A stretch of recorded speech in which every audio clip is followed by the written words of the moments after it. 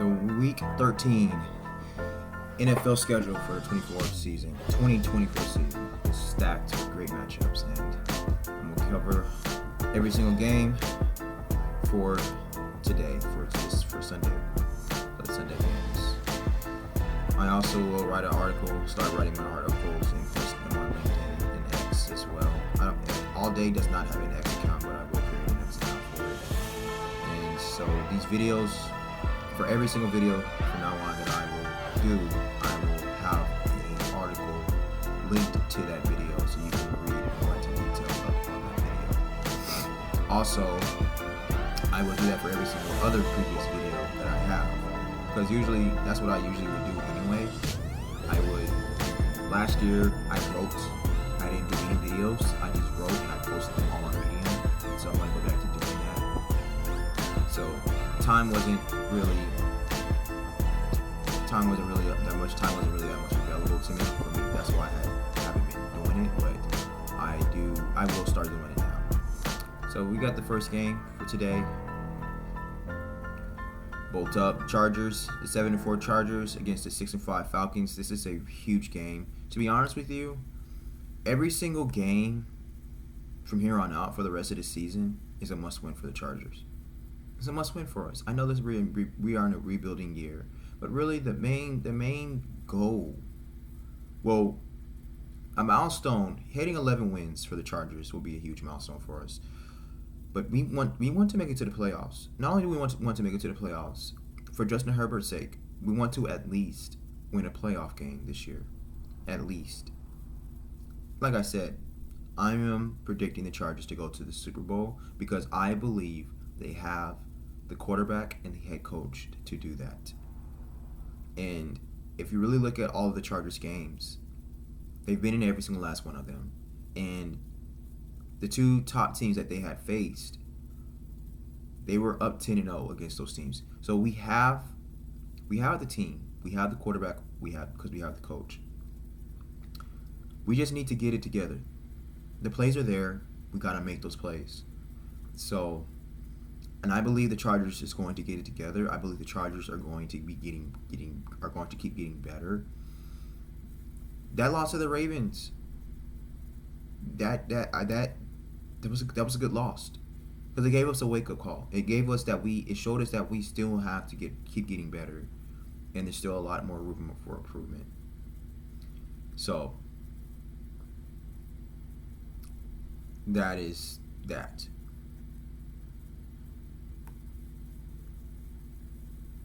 So let's see here. I have all the faith in the world in Justin Herbert. I believe Justin Herbert is going to sling it. I believe Justin Herbert is going to torch this Atlanta Falcons defense, passing defense, because really we have no other choice right now. I don't really believe in Gus Edwards. I don't really know what he hasn't really done anything all year, to be honest. And he's coming off an injury, from 2 weeks ago. I think Kamani Vidal, he's on IR right now. So I don't think he's not going to get any playing time. We're going to have to just do our thing today. And we cannot lose this game. This game has to be won. I'm going to go ahead and predict the Chargers to win this game 34 to 15. 34 to 15. We got the 8-3 Steelers against the 4-7 Bengals. This is going to be a great game. I'm looking forward to this game. The Steelers' offense ranks 30th in red zone scoring percentage, 44.7%, while the Bengals' red zone defense is among the worst in the league.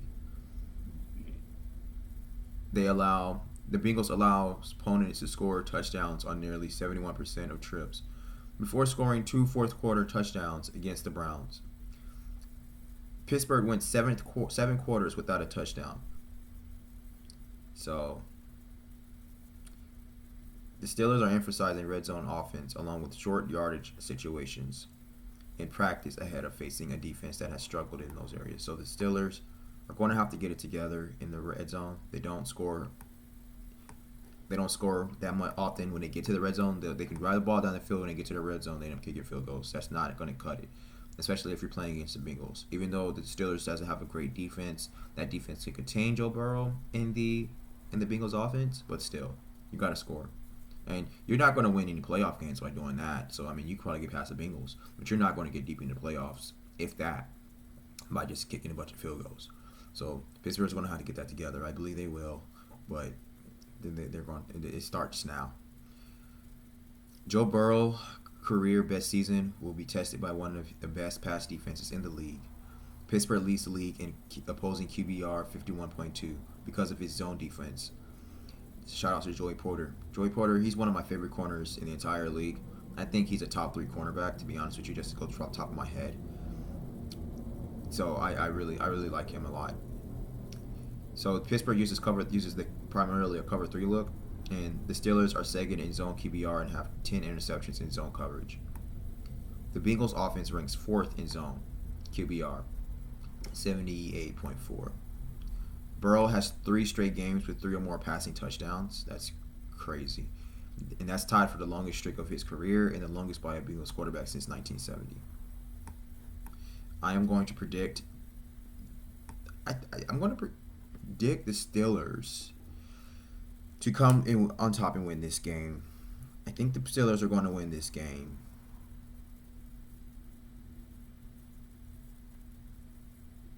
$35-29.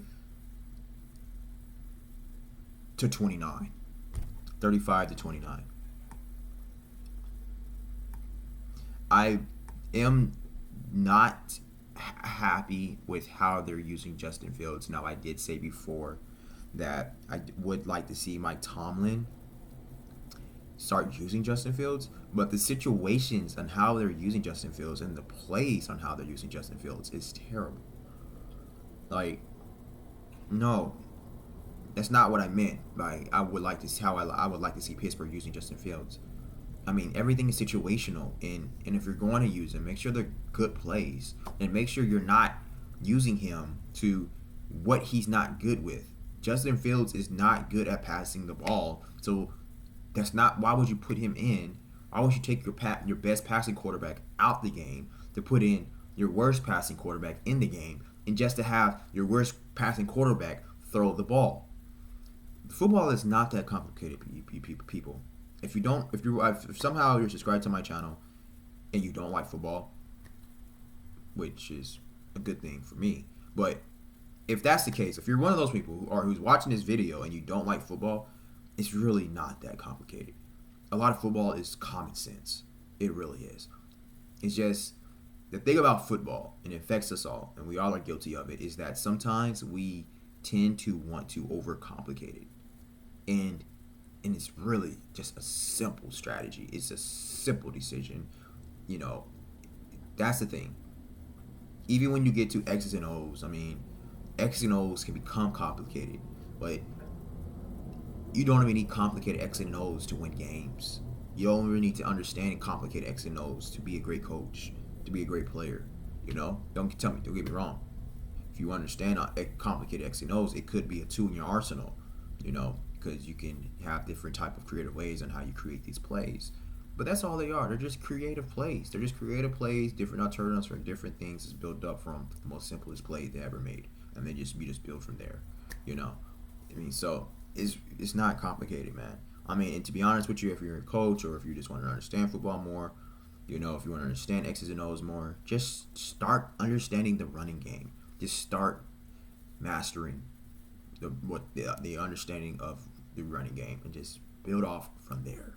Running the ball is the most fundamental thing in all of football, you know, and especially in offense. So just understand simple handoffs, quarterback dive. Dives, powers, you know, simple things, counters, counter left, counter right, just simple things, man. Anyway, I'm getting a little bit ahead of myself. The Cardinals are coming off a deflated loss to Seattle, only to find themselves facing the best defense in the NFL, or at least one of the best defenses. Kyler Murray has been mentioning all season about his growth as a quarterback and has a better understanding of what defenses are trying to do to slow him down. So Kyler Murray is going to show how smart he is in the pocket, and he's going in a loss in this game could send Arizona further down the NFC West standings, but a win could keep them near the top. So Kyler Murray, even though Arizona is surprisingly playing all right this year, I mean, they have a winning record right now. I mean, and I like Arizona, man. I like them. I like what they're doing. I like what their coach is trying to do. I'm liking how they have the potential to play aggressive, hard-nosed football. I love their running back. I always talk about him on my channels. I mean, on my segments, my videos. I love James Conner. He is a workhorse. I love those type of hard, rugged nosed, pounding in your face. You know I'm going to get the ball. You're going to stack the box, but I'm going to still run all over you, impose my will on you, force my will beyond yours. You know, stuff like that type of running back. And James Conner is that guy. I really, really do like him. I would like for the Chargers to get a running back like that. The Chargers needs a running back like that, especially with Jim Harbaugh. J.K. Dobbins isn't really that type of running back, but I do like J.K. Dobbins. I like him a lot. The Vikings defense has allowed 33. Let's see here. Before I talk about that, the Vikings have not lost to the Cardinals at home since 1977 and have won 11 consecutive games against them in Minnesota, including the postseason. So you already know, obviously, the Vikings is playing at home. They're going to continue. They want to look to continue to extend that streak. The Vikings' biggest challenge is containing Kyler Murray. He ranks 4th in the NFL in rushing yards by a quarterback, which is 380. And the Vikings defense allowed 33 rushing yards last week to Caleb Williams. To the Bears, Caleb Williams. But they do rank first in the NFL over the season in the fewest rushing yards, which is 95, and the lowest average yards per rush, 2.6 by quarterbacks. I mean, everybody knows Kyler Murray he can run. He can run that ball, and he is super fast. He's probably the fastest quarterback in the entire NFL, probably. Sam Darnold has 14 turnovers this season. He does turn the ball over a lot. That's always been a problem with him because even when he was at USC. And that ties with Gardner Minshew for the most by any player in the NFL right now. I'm going to go ahead and say that the Vikings will come on top on this game. The Vikings are going to win this game. I will say 29-27. 29-27. We got the 5-7 Colts to the 3-9 Patriots. So Jonathan Taylor has been a non-factor all year. I mentioned that in one of my earlier videos, recent videos. I don't know what's going on with that. They're going to have to get that together. Jonathan Taylor is too great of a running back for that to happen. And that is a huge reason why Anthony Richardson is not playing it's not really developing that as much as he should. You know, when you have a terrible running game and you have a young quarterback, not even a young quarterback, a very young, inexperienced, underdeveloped, very raw quarterback, that's going to just set him up for failure. And I blame that on the coaching. And you know, I love Shane Steichen. I talk about him a lot in my earlier videos, in my recent videos. I even was picking early this year for the Colts to win a lot of their games because I had so much faith in Shane Steichen, and I believed that Shane Steichen was going to get Anthony Richardson together. But that is not really the case right now. Anthony Richardson did play well last week, but I'm about consistency. I'm not how most of these analysts are. A lot of these commentators are, these NFL commentators are. You know, a player plays bad one game, they all jump down his throat. Next week, a player plays good, they all are parading them and congratulating them and everything like this, yada yada. And it's like, I knew all along. You know, it's all this biased bull crowd that a lot of these commentators do. You know, no, me, I'm not a week to week person. I'm only week to week if I'm a player. I'm not week to week. I want to see, if we play great one week, I want to see that consistently. I'm not going to sit here and act like, oh my gosh, this guy is so great. You know, like how Chris Collinworth does it. You know, one big play, and then he's like riding on the player. Then the next play, and then he jumps. He's like, oh man, he can't do that. He always had these issues. He like has like a whole history book of the player doing this mistake. You know, it's like, bro, like just shut up and let it play out. Simple. You know, just simple. You know, because but everybody, it's like all these commentators and analysts, I guess, which is this is a duh moment, but it's like everybody's in the business of I knew about this, I knew about it, you know, I predicted this, I said this, you know. It's like, bro, just at the end of the day, football is so unpredictable. Just shut up, man. Which how you really know football is, you know, you understand the game, you have a deep understanding of the game, and you understand the X's and O's, and you understand what it takes to win. You understand what it takes to lose. You understand simple things about football, you know, and that a lot of people overlook and don't know. That's how you really understand football. You don't. I mean, you over all these predictions about this player is going to be good, this player is going to be bad. You know, sometimes at the end of the day, you don't really know because you don't know like if these guys are going to be as committed to executing game plans. Because for the most part, the plays are there when teams are bad. It's just the teams are not executing the game plan. They're not making the plays for the most part, you know. And sometimes the plays aren't there, and you know, and obviously the execution won't be there, you know. But you know, and there's a lot of it's on the coach. You know, wins and losses is a coach stat. Wins and losses isn't a player stat, and it's damn sure it's not a quarterback stat either. You know, but that's here and there.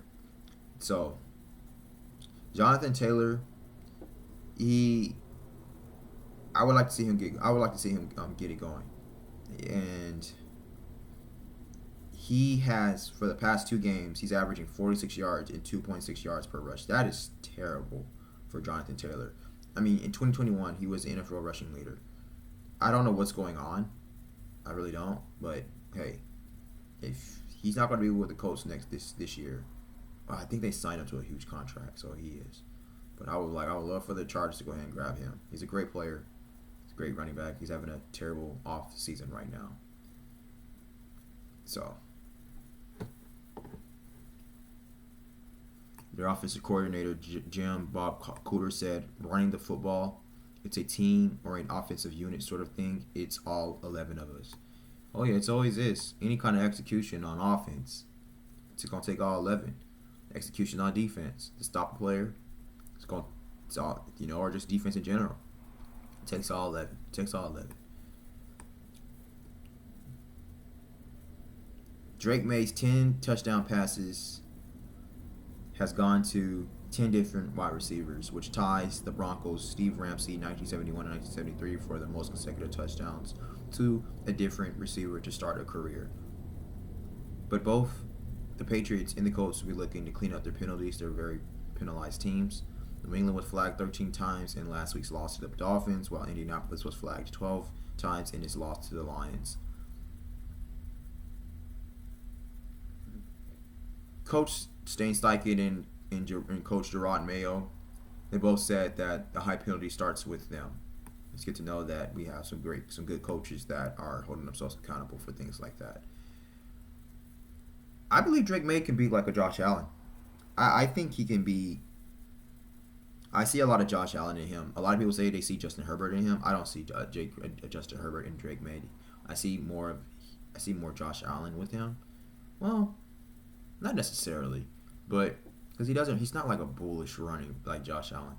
You know, I don't really know what I see with Drake May. He is a big quarterback. He's very athletic, but he's not like a very aggressive runner or quarterback like Josh Allen is. Maybe Drake May is just Drake May. Let's see how he folds. Let's see how he develops. But he's not Justin Herbert. It's disrespectful to call him Justin Herbert. But anyway, let's keep it pushing. Drake May has thrown an interception in 4 straight games, which is the longest streak among 2024 rookies. Yeah, Justin Herbert don't throw picks, but Josh Allen does turn the ball over. So, like I said, I kind of see more of him in Josh Allen, but he's not as aggressive like Josh Allen. So, gotta take that away. I'm gonna give this game. This game can go either way, to be honest with you. It really could. But I'm going to go ahead and give this game to the Patriots. I want to say the Patriots is going to win this game 20-19. 20-19. We got the Seattle Seahawks, the 6-5 Seahawks, to the 3-8 Jets. Geno Smith, he returns to MetLife Stadium to face the team that drafted him. So that's gonna be pretty cool. Geno Smith has had a solid season under turf circumstances, ranking second in the NFL in passing yards at 3,035. But he also is leading the NFL in 12 INTs. So he has been turning the ball over a lot. He is carrying an offense with no running game, and I don't understand why. They have a pretty solid running back and a below average offensive line. So I don't know if they're going to renew Geno Smith's contract. If they don't, he's done his thing, and he could be a good backup somewhere, or maybe still be a starter somewhere. I don't know. It'll be interesting to see. That's how that's going to unfold. So the Jets are coming off a bye week. Aaron Rodgers, he's healthy, he's rested. So I don't know what's going to happen with Aaron Rodgers. He said he's undecided on whether he will play into next year, but he wants to finish obviously this disappointing season on a good note. He has gone 139 consecutive pass attempts without an interception, covering 4+ games. Who cares, really? Aaron Rodgers has been playing terrible this year. I didn't like any of his quarterback play this year at all. He needs to retire, man. I think he needs to retire. The longer he stays, the longer that the Jets are going to be in a hole. But I don't think the Jets is going to even want Aaron Rodgers back, and is going to allow Aaron Rodgers to come back. Aaron Rodgers. I watched a segment, James Jones talking about Aaron Rodgers can still play in this league. No, he cannot. No, he can't. No, he can't. He's very average, and he's only going to get worse. I don't care if he's coming off an injury. I really don't. He's getting older. That's the problem. And Aaron Rodgers, he doesn't have that dog in him. He doesn't have that edge. He doesn't have that. He's not committed enough to the game for him to be getting better as he gets older. He's not that committed to the game. So I can care less of him coming off an injury. I can care less that he's shown here and there that he can throw the ball. James Jones is just riding Aaron Rodgers, which I really don't care. But he's wrong. He's wrong. Aaron Rodgers is terrible. He's playing terrible. He's bad. He's not a good quarterback anymore. And he's only going to get worse. He has not played well since, really, I can't remember the last time Aaron Rodgers played well. Even his past couple of years leaving Green Bay, he wasn't playing well. He's not good anymore. And he hasn't been good for a very long time. And it's time for him to retire. Every single season for the past 5-7 years that Aaron Rodgers has played, he has put the team in terrible situations, like in toxic, dysfunctional situations, where it's like if the team can move on from him, they can start the process of rebuilding, of getting better in life after Aaron Rodgers. It's like a breath fresh of air. It's like after you get finished, after you it's like you end a bad breakup from a terrible relationship. He's not it, man. He's not it. So just Aaron Rodgers fans, James Jones, let it go. I don't want to see Aaron Rodgers in another uniform unless he agrees to be a backup and help develop a young player. I don't mind that. I don't want to see him starting no more. He's not it. He's not it. A big part of Aaron Rodgers' game when he was younger was his athleticism, his mobility. He's never really been the quarterback to be fundamentally sound. He was just very talented. He lost that. He lost his mobility. He lost his athleticism. So that's a big part of his game. So he's not going to be able to be the Aaron Rodgers like how we know him. Like I said, he is only going to keep getting worse. He's not going to get better. He's not the type of... He doesn't strike me as a player who's obsessively committed to greatness. He doesn't strike me as that type of player. And to be honest with you, I don't think he's ever been that player. He's just always been crazy, stupendously stupid, talented. Just a very talented quarterback. He's one of the most talented quarterbacks I've ever played a game, if not the most talented quarterback to ever played a game. And he's a big part of that. Like I said, a big part of that reason of that talent. He has lost it. And mark my words, man. Mark my words. If Aaron Rodgers ends up back with the Jets, or if he ends up playing again, mark my words. He's not going to play well. Now, if he somehow decides to change and become a committed player and really obsessively want to be great and like, I can't go out like this, maybe he can. I doubt it. I think Aaron Rodgers, I never met Aaron Rodgers, but just from his track record and what I've seen, I mean, he just looks like a guy who's full of himself, and he looks like a guy who doesn't believe that he needs to really do that much for him to get better. And yeah, I mean, you're over here going to Egypt while you are having mandatory practice with your team, and everybody is giving you a pass. They're like, you're Aaron Rodgers, but look, I mean, bro, like, you're old and you're coming off an injury. If anybody needs to be practicing, getting some reps in, it needs to be you. So I don't know, man. I do know, and Rodgers ain't it. But hey, maybe he'll have some revolutionary moment. He's always talking about these positive things and drinking freaking cayenne pepper water and going on dark retreats, and he's always talking about something that he's doing to seems like to detoxify himself.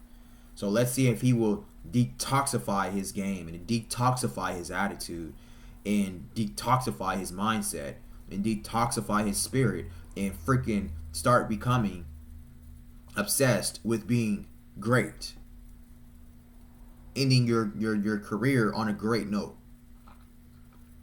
and getting better, because you're not getting better, and that's what he needs to be obsessed with.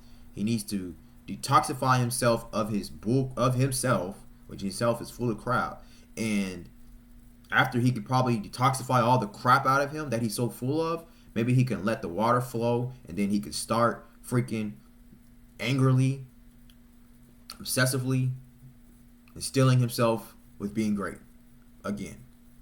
Maybe he can start doing that. Maybe he can start really working on his game. Maybe. And so we'll see. Anyway, let's keep it pushing. Let's see here. Geno Smith was sacked 5 times for the 3rd game this season, and that's a crazy stat to know. Only Deshaun Watson and Will Levis have more in such games.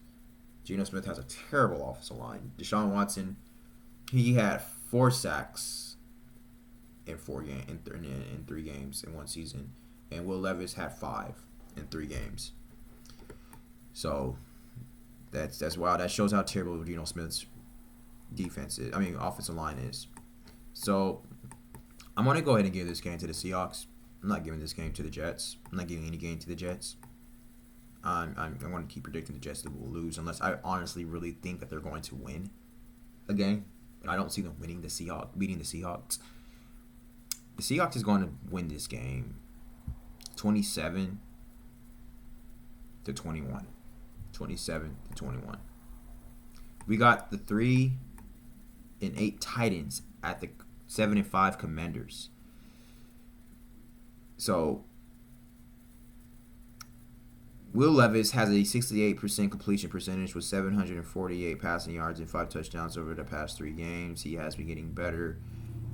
He has rediscovered his big play ability with 8 explosive pass plays, at least 20 yards over that span, and he will look to maintain his steady improvement this week against Washington's pass defense, which has allowed 189.1 passing yards per game, which is the 4th best. The Commanders' offense sputtered the past 2 weeks despite a wild finish against Dallas. They are averaging 3.9 yards per play until late in the game.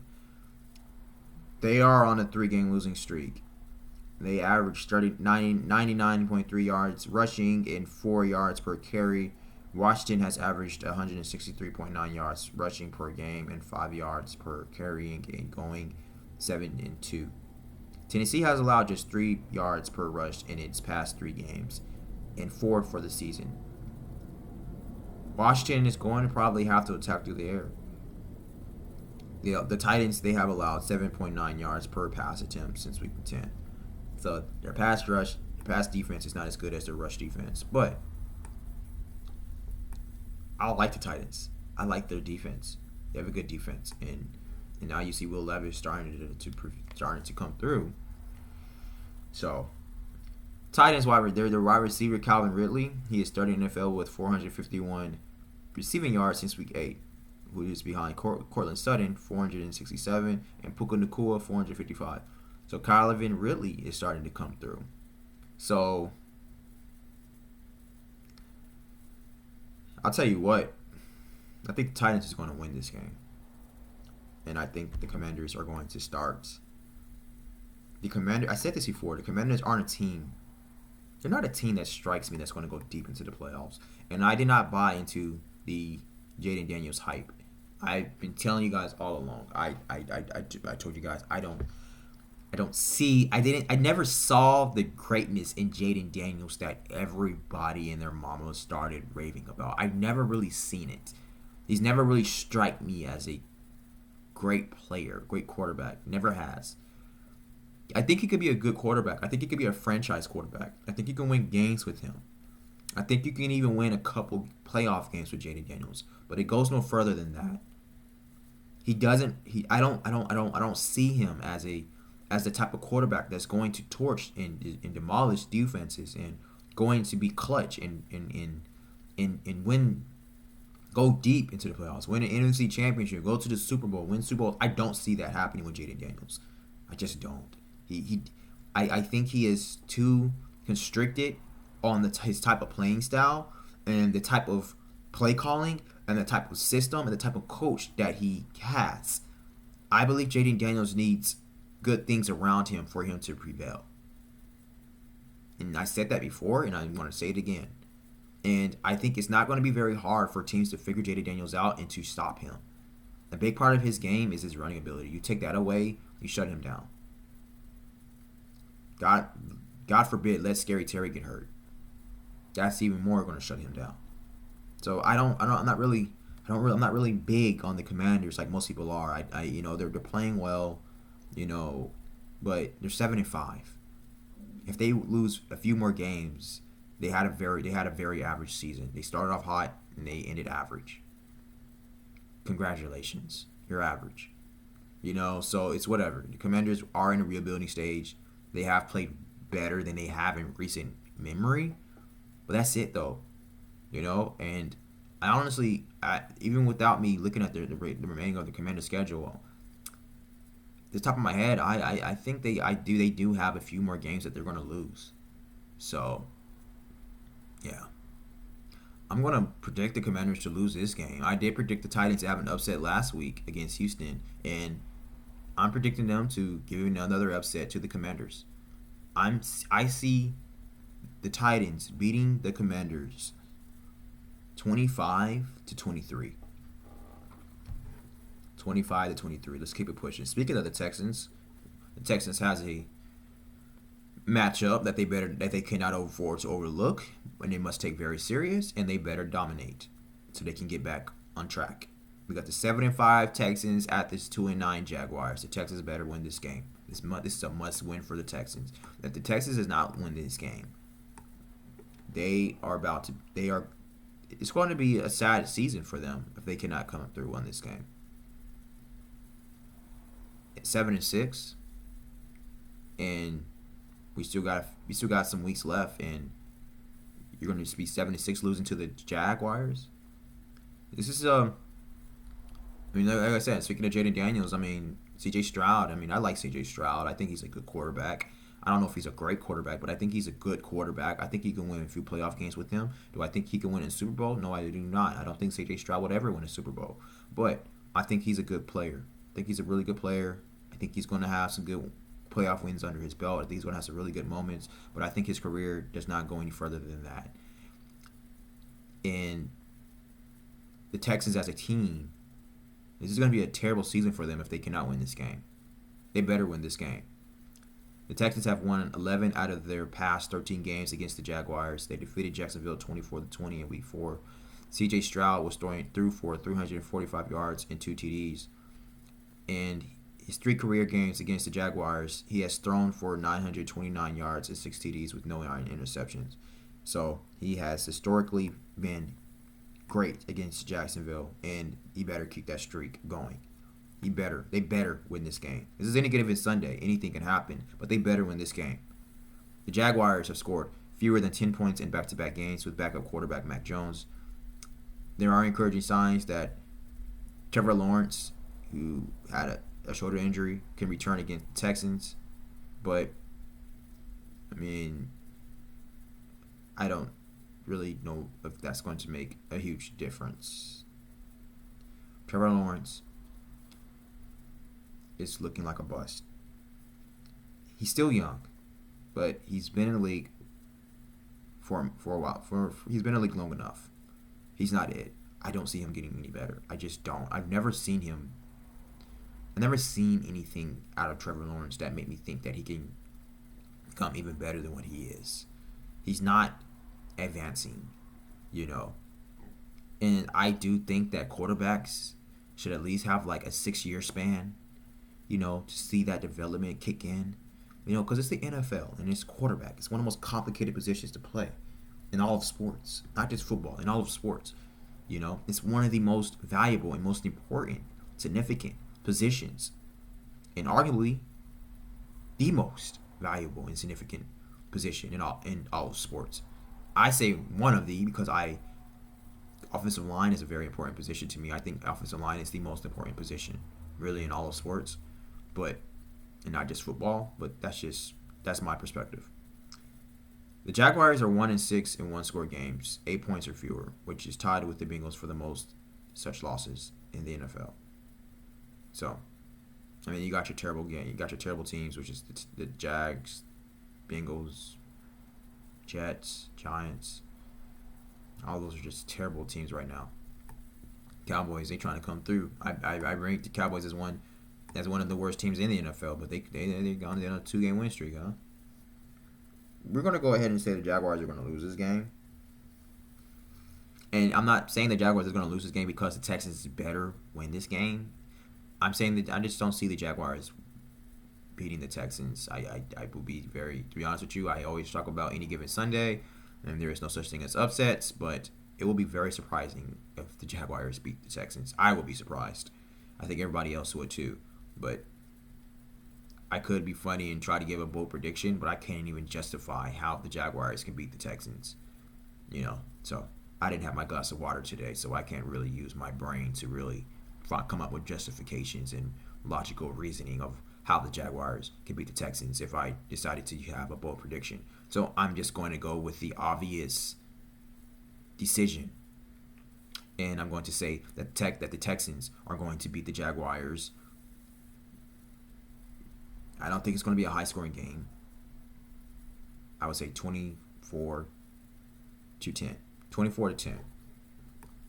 We got the 5-6 Rams against the 4-7 Saints. Okay, so game will be played on Fox. This will be a later game, played at 4:05 p.m. Eastern time. Through 12 weeks, Rams outside linebacker Jared Verse is playing really well. Very good rookie, very good draft. He leads the rookie class with 51 pressures. That is phenomenal. That is great. He has taken 66.3% of his snaps from the right edge, which projects a matchup against the Saints. Talisa Fuga. I don't know if I pronounced his name right, but that's a hell of an offensive lineman right there. It's a great player. It's a really great player. The Saints left tackle is having the opposite start to Verse with the lowest pressure rate allowed by any rookie this season at 7.4%. That's awesome. That's awesome. Yeah, I mean, he is doing his thing. Him and Joe Watt amongst the best. The Saints are getting healthy again after their bye. Defensive end, I do not want to mess this guy's name up. Tuna K-Pass Agnon. I guess I don't know if that. I don't know if I'm pronouncing that right. Tuno K-Pass Agnon. He returned to practice for the first time this season after tearing his Achilles in the offseason. So their biggest health question right now is their center, Eric McCoy. He who he left the game with a groin injury after playing for the first time since surgery in September. The Saints head coach Darren Ritchie said McCoy is considered to be a day-to-day to play at this point. They're going to need their center. Derek Carr's going to need his center, and that's a very, like I said, offensive lineman is one of the most important positions in all of football. Cooper Kupp, Puka Nacua are the only wide receiver teammates to have 400 receiving yards in each game since week 4, when they both returned to the lineup after injuries. More than likely the best to tandem in the NFL.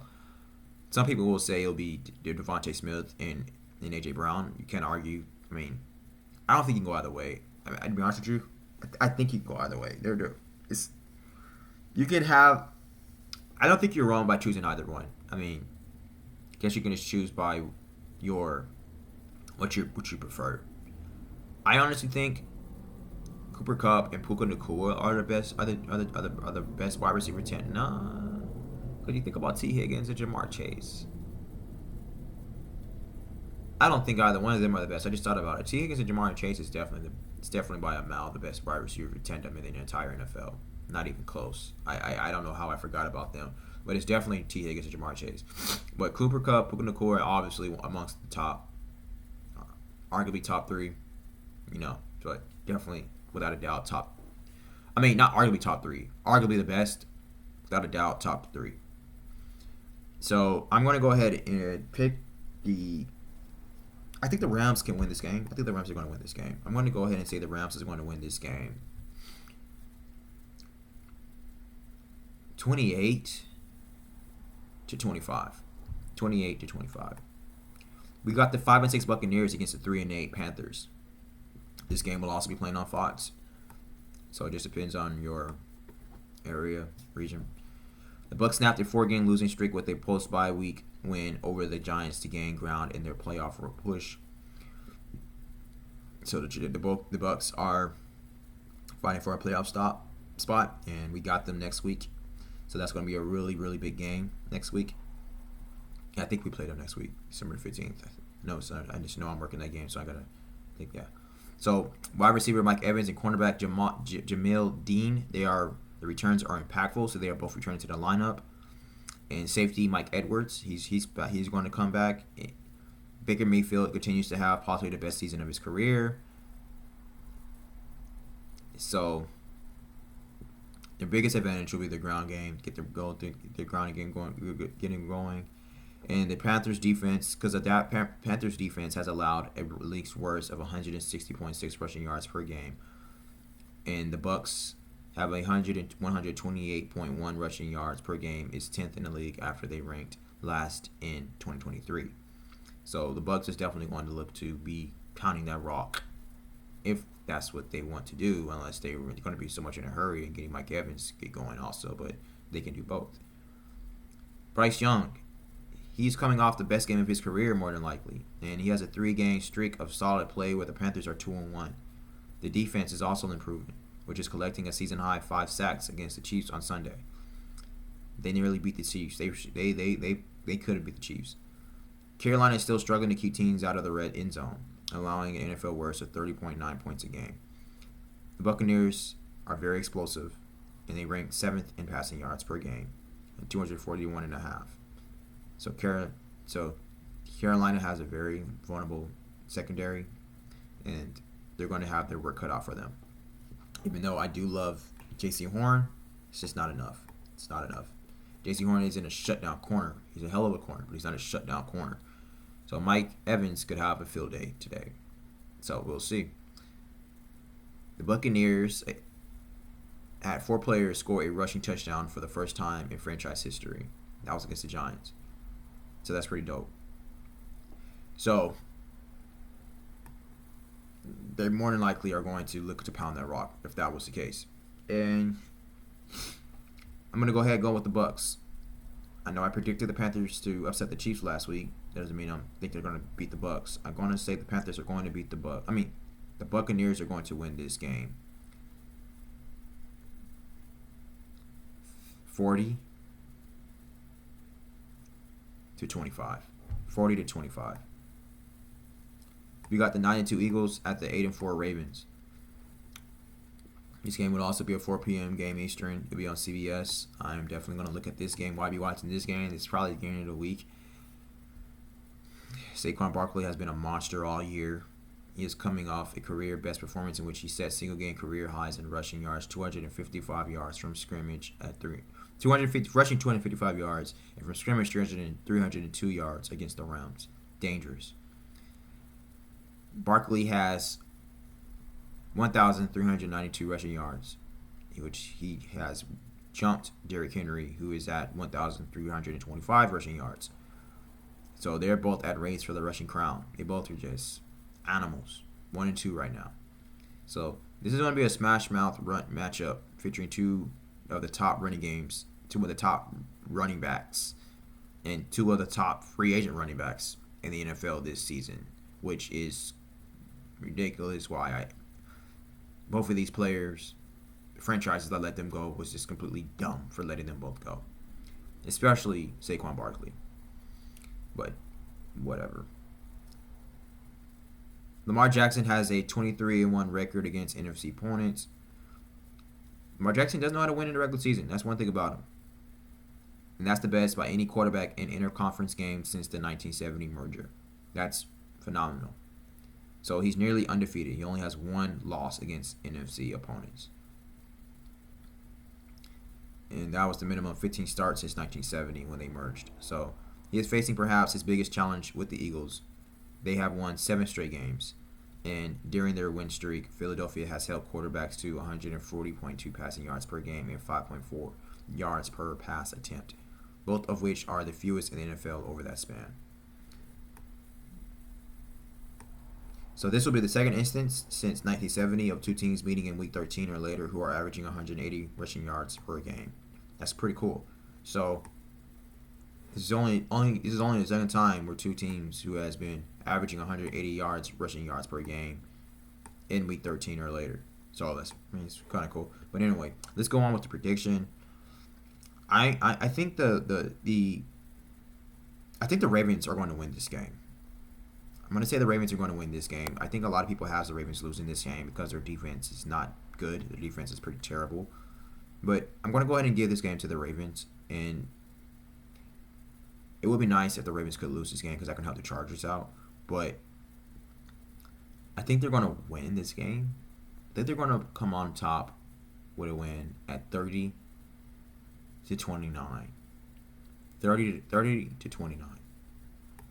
That's my prediction. I think I'm wrong about. I think I'm wrong.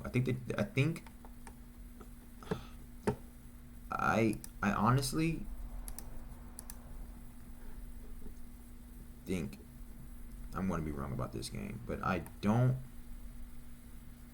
not going to change my prediction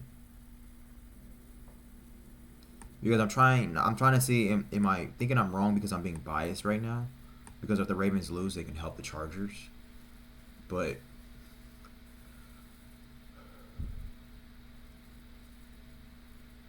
I'm just going to stick with that win.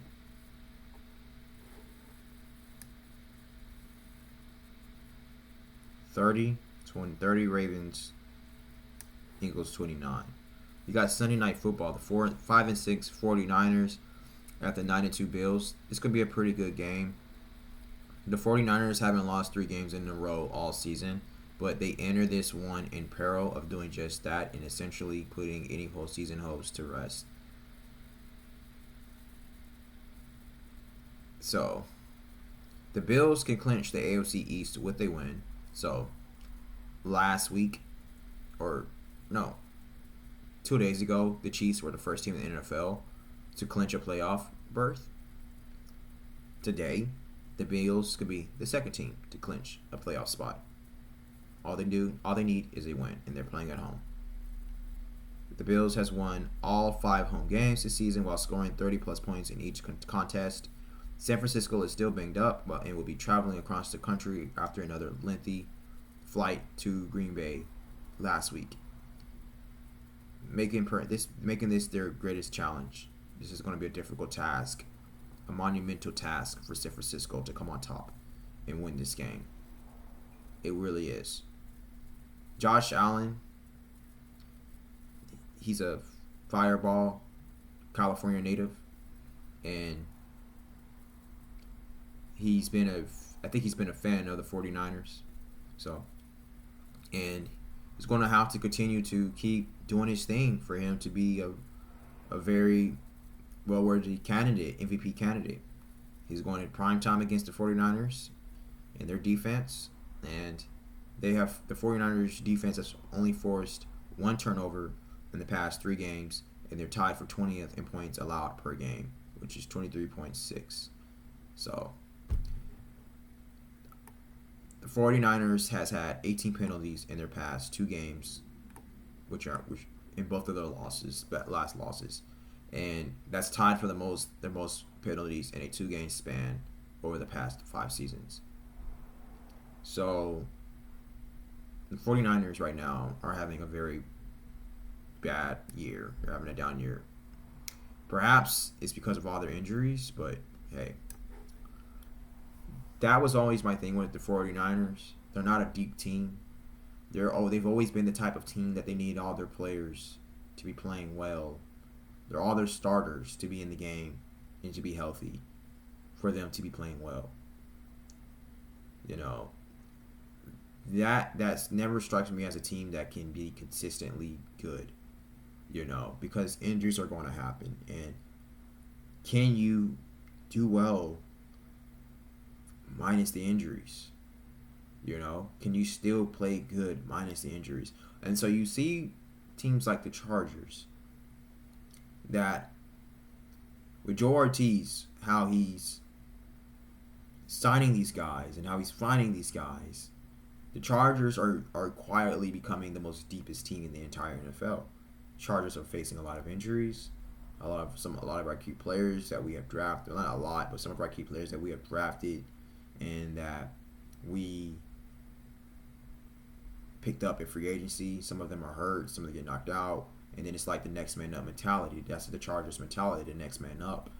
So the Chargers are building their team to be a very deep team because if injuries happen, it's like boom. You know, they're becoming like a plug and play team. The Chiefs are a very deep team as well, and they're also very well coached. You know, those are the teams that are going to go deep into playoffs for years, not just 1 year, consistently year in year out. You know, so I don't know. And the 49ers, they're a disaster. Some people are saying Kyle Shanahan shouldn't get fired. I don't know, man, to be honest with you.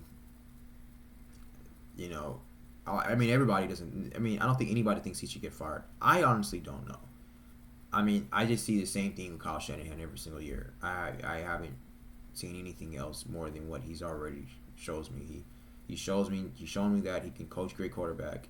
He can coach he can coach quarterback. He can really have a great offense, and he can build a dominant team, and they can go deep in the playoffs every year, and they can even make it to the Super Bowl.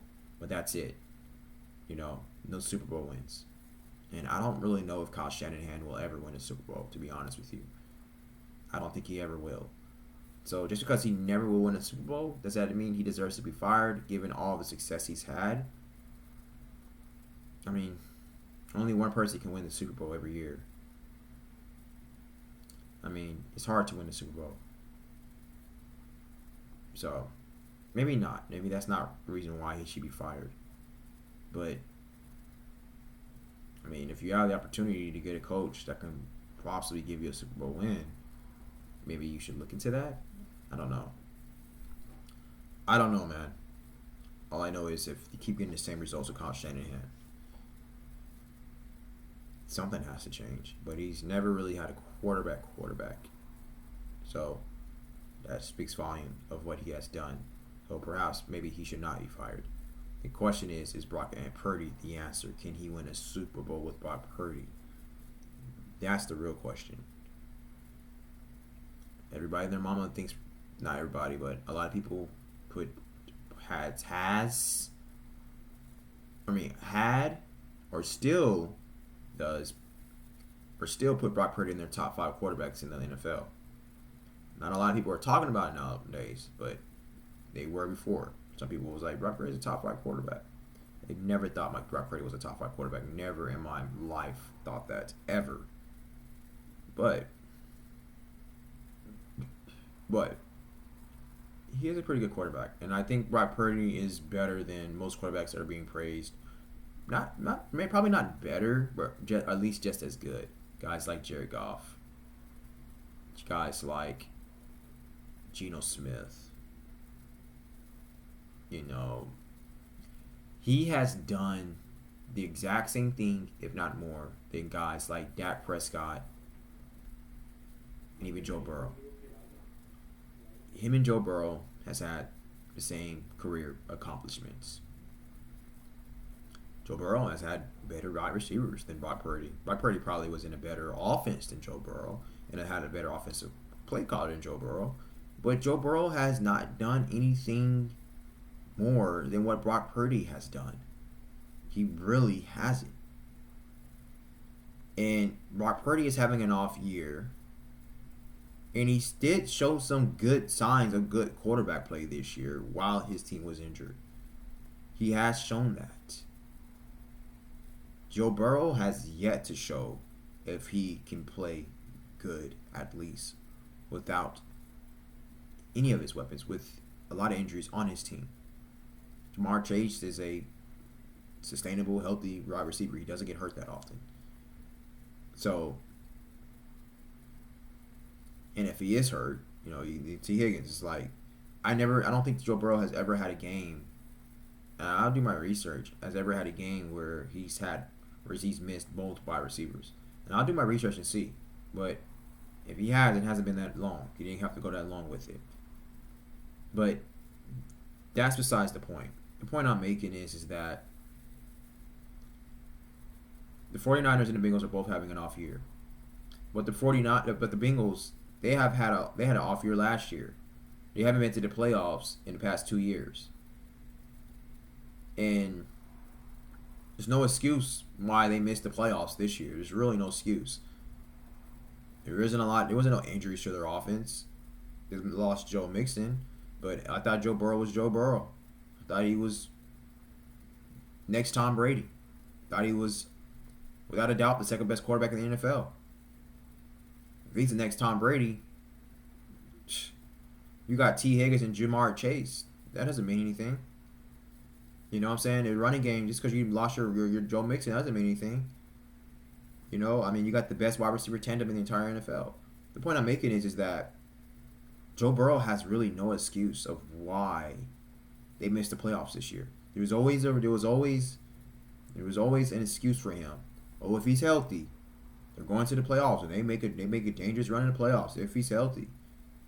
You know, it's like people can't see beyond of what their eyes show them. You know, when they want to be biased, you know.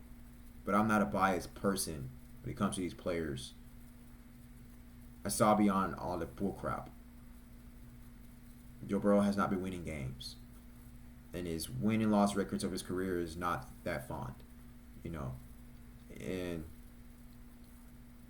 like I said, he hasn't done more than what Brock Purdy has done. And Brock Purdy has been winning more games than Joe Burrow with less help.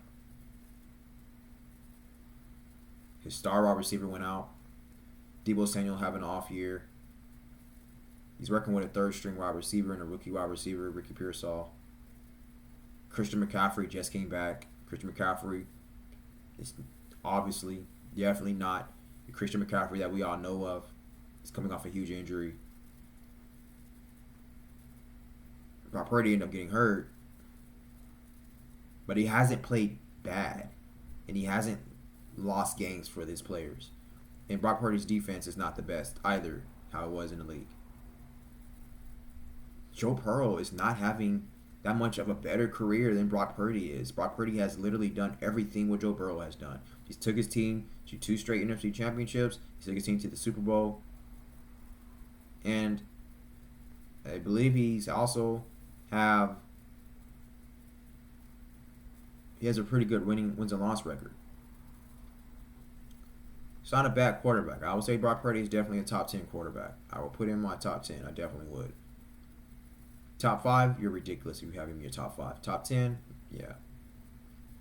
But now I ask the question, where would I put Joe Burrow? I don't know, man. That's something I have to think about. I have to think deeply on that. Let's move on. But I'm going to go ahead and give this game to the Bills, obviously. I'm going to say the Bills is going to win this game.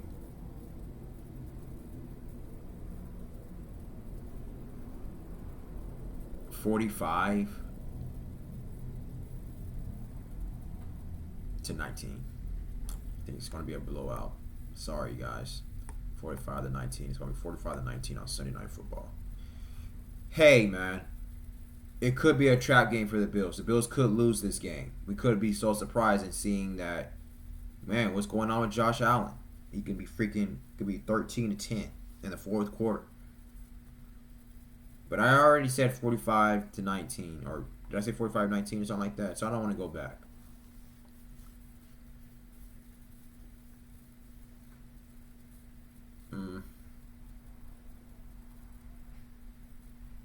For the sake of time, I want to keep it at that 45-90.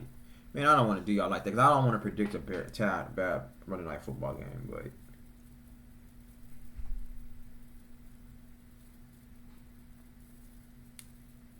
let's just keep it 45-19. I think I'm going to be wrong about that score prediction. We'll see. Monday Night Football, we got the 3-8 Browns against the 75 Broncos. I don't really care about this game, to be honest with you.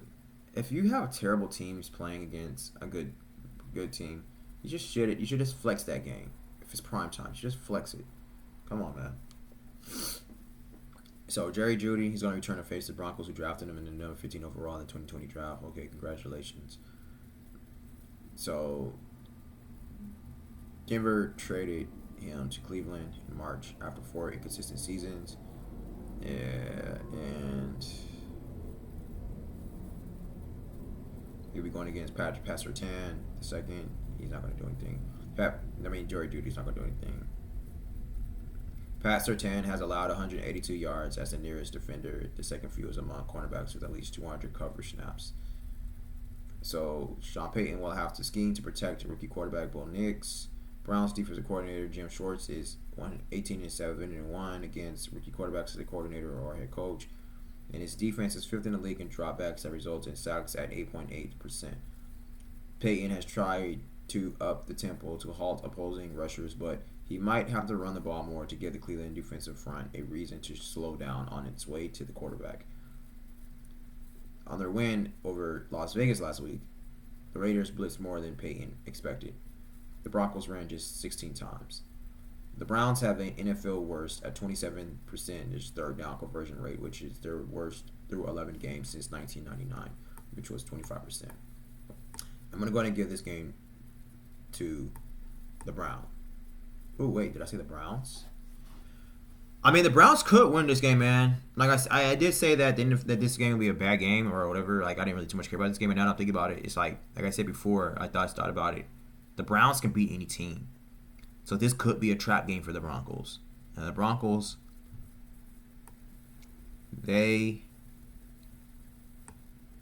oh no, the Broncos are at home. I thought they were winning Cleveland. This could be a trap game for the Broncos, man. It could. The Browns could lose. The Browns could win this game. Myles Garrett could take over. You know what? I'm going to give my bold prediction. I'll say the Browns are going to win this game. I'm going to say the Browns are going to win this game.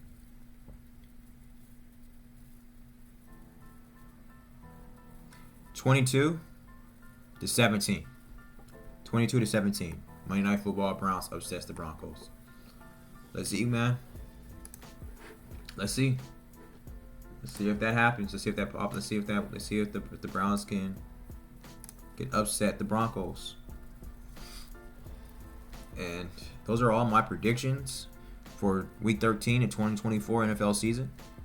Thank you all so much for watching. We'll do a Sunday night recap. We'll look into it, these games, and I appreciate you all for supporting my channel. All 17 of you. And let's keep this channel growing, man. Like, comment, share, subscribe.